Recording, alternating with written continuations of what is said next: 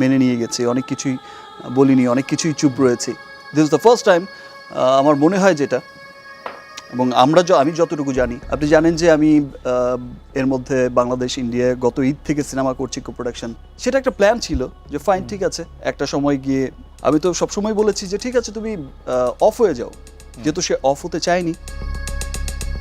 এবার বুবলির দ্বিতীয় সন্তানকে অস্বীকার করল নায়ক শাকিব খান। এক সংবাদ মাধ্যমে শাকিব খান জানায়, বুবলি চাচ্ছে আমি যেন তার দ্বিতীয় সন্তানকে বাবা হিসেবে স্বীকৃতি দেই, কিন্তু দ্বিতীয় সন্তানটি আসলে কার সেই বিষয় নিয়ে কোনো রকমের তথ্য দিচ্ছে না শবনম বুবলি। বুবলির দ্বিতীয় সন্তান নিয়ে কোনো ধরনের তথ্য না দিয়েই বুবলি চাচ্ছে তার দ্বিতীয় সন্তানের বাবা হিসেবে শাকিব খানকে, কিন্তু সেটা তো আর হয় না।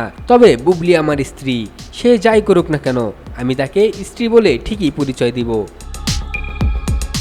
যাই হয়েছে হয়েছে, আমি তার অস্বীকার করছি না, আর অস্বীকার করতে পারবো না, বিকজ আই লাভ মাই সন। হ্যাঁ, তাকে আমি রেসপেক্ট করি, অসম্ভব রেসপেক্ট। আমার সে কি আপনার ওয়াইফ? অফকোর্স আমার ওয়াইফ, অফকোর্স আমার ওয়াইফ।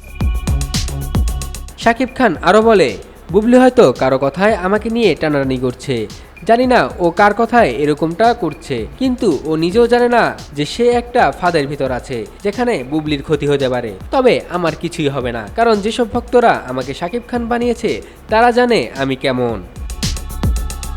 যাই হোক, যেহেতু একটি দুর্ঘটনা ঘটে গেছে, যেটা ঘটে গেছে তো ঘটে গেছে, সেটা তো আর ব্যাক করাতে পারবো না।